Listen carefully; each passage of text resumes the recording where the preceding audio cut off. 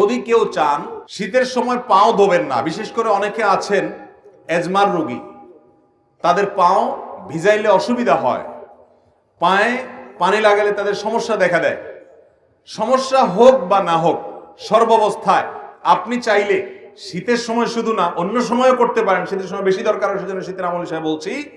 আপনি চাইলে পূর্ণাঙ্গ ওযু করলেন, কথার কথা দুপুর বেলায় বা সকাল বেলায় ওযু করলেন, হাত ধুলেন, মুখ ধুলেন, মাথা মাসা করলেন এবং পাও ধুলেন। পাও ধোয়ার পর অর্থাৎ পূর্ণাঙ্গ ওযু করার পর ওযু অবস্থায় যদি আপনি মোজা পরেন এবং মোজাটা যদি চামড়ার হয়, চামড়া মোজা হলে সর্বসম্মতিক্রমে মাসা হয়ে যাবে। কাপড়ের মোজা হলে মাসা হবে কিনা ইখতিলাফ আছে। তবে আমাদের আজকাল যেসব মোজা পাওয়া যায় একেবারে পাতলা, পরলে পার ভিতরে ফাঁকা দেখা যায়, এটা পরে নরমালি হাঁটা যায় না অনেক দূর পর্যন্ত, এগুলো তো মাসা হওয়ার কোনো সুযোগ নেই। তো যাই হোক, আপনি যদি ওযু করার পর এরকম মোজা পরেন তাহলে সেক্ষেত্রে সেই মোজা পরা অবস্থায় আপনার বাড়িতে অবস্থান থাকাকালীন করলে 24 ঘন্টার মধ্যে ওই মোজা খোলা ছাড়া আপনি ওযু করতে পারবেন। আসসালামু আলাইকুম ওয়া রাহমাতুল্লাহি ওয়া বারাকাতুহু। সুপ্রিয় দর্শক মণ্ডলী, আজকের ভিডিওতে আমরা জানবো যে মোজার উপরে মাসাহা কিভাবে করতে হয়। আমরা অনেকেই মোজার উপরে মাসাহা করে থাকি, অথচ তার সঠিক নিয়মটা আমরা জানি না।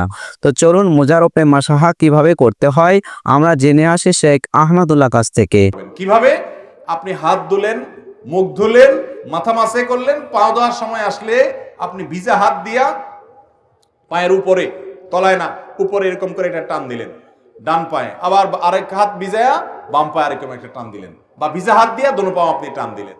তো এইভাবে মাসাহ করার মাধ্যমে পাও ধোয়ার কাজ হয়ে যায়। এবং এটি আহলুস সুন্নাহ জামাতের গুরুত্বপূর্ণ একটা আকীদা যে তারা আহলুস সুন্নাহ জামাতের সকলেই মাসাল হুফাইন বা মোজার উপরে মাসাহ করাকে জায়েজ মনে করে। নবী করিম সাল্লাল্লাহু আলাইহি সাল্লাম মাসাহ করেছেন, আলী রাদিয়াল্লাহু তাআলা আনহুকে নির্দেশ করেছেন, বিধায় মোজার উপরে মাসাহ করলে সওয়াব কোনো কম হবে। আমাদের সমাজে কেউ মোজার উপরে মাসাহ করলে অনেক মুরব্বীরাও বলে যে বাবা এই বয়সে তোমরা মোজা ধরছো, হ্যাঁ এখন তো সাহস করো পাও ধো। না ভাই, মোজার উপরে মাসাহ করলে সওয়াব একটুও কম হবে না। তো শীতের মৌসুম বিশেষ করে মোজার উপরে মাসাহ করার আমলটি করা যেতে পারে। অনেক মুরব্বী আছেন, অনেক অসুস্থ মানুষ আছে, এজমার রোগী আছে, কষ্ট হয়, তারপরও সে মোজার উপরে মাসাহ করে না জানার কারণে। তো ভাইরা আমার, মোজার উপরে মাসাহ করা যায়, চাইলে অন্য সময়ও করা যায়, শীতের সময় বেশি দরকার, সেজন্য এটা শীতের মাসালা হিসেবে বললাম। নাম্বার 3, একটা গুরুত্বপূর্ণ মাসআলা হলো শীত যখন তীব্র হয়, অনেক আপনার হাড় কাঁপানো শীত যখন শুরু হয়, দেখবেন যে গ্রামে শহরে, বিশেষ করে গ্রামে বেশি দেখা যায়, অনেকে চাদর মুড়ি দিয়ে নামাজ পড়েন। অর্থাৎ এমন ভাবে চাদর পরেন যে নাকটা সহকারে ঢাকেন, যাতে করে নাক দিয়া ওই যে আপনার কুয়াশা টুয়াশা না ঢুকতে পারে, যাতে করে শীতে চেহারাটা কষ্ট না হয়, না পায়। সেজন্য পুরো চেহারা ঢেকে শুধু চোখ দুটো খোলা রেখে অনেকে চাদর পরেন, আছে না এরকম? মাথা আপনি চাদরে লাগান, কোনো অসুবিধা নেই, কিন্তু আপনি মুখ ঢাকেন তাহলে সেটা মাকরুহ হবে। নবী করিম সাল্লাল্লাহু আলাইহি সাল্লাম মুখ ঢেকে সালাত আদায় করতে, নামাজ পড়তে নিষেধ করেছেন। অতএব শীতের সময় এই মাসআলাটা না জানার কারণে আমাদের অনেক ভাইরা আছেন যে এরকম পুরাটা মুড়ি দিয়ে নামাজ পড়েন। মহিলা হোক আর পুরুষ হোক, সকলের জন্য এক মাসআলা যে শীতের সময় হোক আর গরমের সময় হোক মুখ ঢেকে নামাজ পড়বেন না, নামাজের সময় মুখ খোলা রাখতে হবে। হ্যাঁ, কোনো মহিলা এমন কোনো জায়গায় যদি নামাজ পড়েন সেখানে গায়রে মাহরাম পুরুষ আসা যাওয়া করে, তাহলে পর্দার খাতিরে তিনি ঢাকতে পারেন, যদি তার অন্য কোনো জায়গায় নামাজ পড়ার সুযোগ ব্যবস্থা না থাকে। কিন্তু সাধারণ অবস্থাতে এটা করা যাবে না।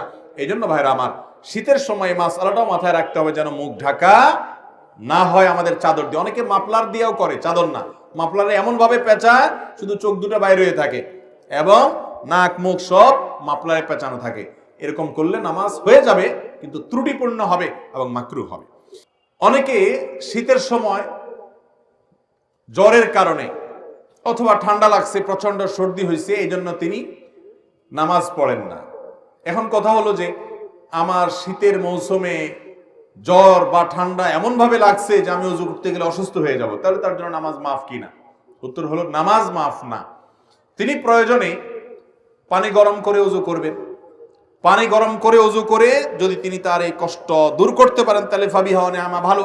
আর যদি না পারেন, গরম পানি করার মতো কোনো আয়োজন তার কাছে নাই, এবং এত ঠান্ডা পানি যেটা ব্যবহার করলে তার অঙ্গহানি হতে পারে, অঙ্গ অবশ হয়ে যেতে পারে, অসুস্থতা দীর্ঘস্থায়ী হয়ে যেতে পারে, কষ্ট অনেক বেশি হতে পারে, সীমাহীন হতে পারে, অসহনীয় পর্যায়ের কষ্ট হতে পারে, এরকম মনে হলে সেরকম গরম ঠান্ডা আমাদের দেশে খুব বেশি পড়ে না, যদি এরকম হয় তাহলে সে ব্যক্তি তায়াম্মুম করতে পারবে। তারপরেও নামাজ ত্যাগ করার সুযোগ, ইসলামের সবকিছুর বিকল্প আছে, নামাজের কোনো বিকল্প ইসলামে। আপনি সফরে আছেন, রমজানের রোজা রাখতে পারছেন না, অসুস্থ হয়েছেন, রোজা রাখতে পারছেন না, অসুবিধা নেই, অন্য সময় রেখে দিলে চলবে। নামাজের